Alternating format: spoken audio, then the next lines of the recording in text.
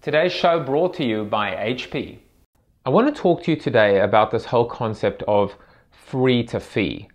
Premiums, maybe even the word might be freemiums, which of course is the Chris Anderson term. A successful way to migrate customers from eyeballs, from free eyeballs, to some kind of hybrid approach or some kind of paying approach.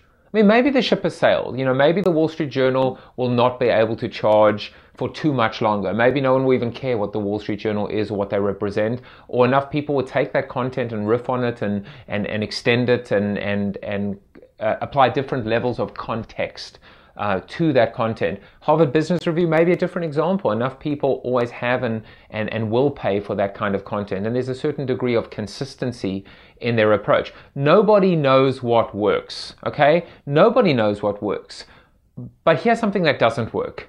And I don't mean to, but I'm going to single out or call out Reagan Communications. Now, Reagan, for those of you that don't know, predominantly in the communications, I think internal communications, PR world, are one of the leading, I would say, publishers of newsletters and IP, and they do webinars now, and they really are becoming, I think, a very focused, concentrated, and standalone differentiated source or resource for all things B2B and thought leadership related associated with this social media marketing communications or PR communication space.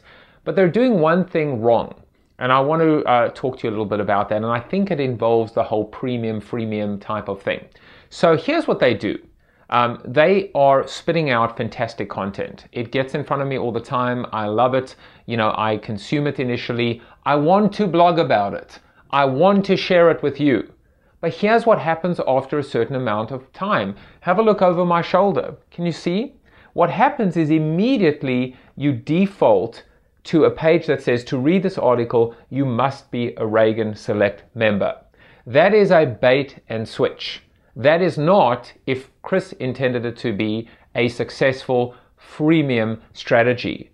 That is not something that is going to be sustainable, and it's certainly not something that's going to build any kind of rapport or relationship between me, the blogger, the content creator or curator, and Reagan. This is not going to make me drive traffic back to them, because all I'm doing is driving people back to a dead end. I guess that's a T-junction, but you know what I mean. A dead end. This doesn't help anybody. It certainly doesn't help me. I didn't give you, my readers or my viewers, my listeners, anything that added value. I just made you frustrated. I made myself frustrated. So here's what I'm not going to do for a company like Reagan. I'm not going to link to them ever again, because I'm linking to a dead end. It is a dead link.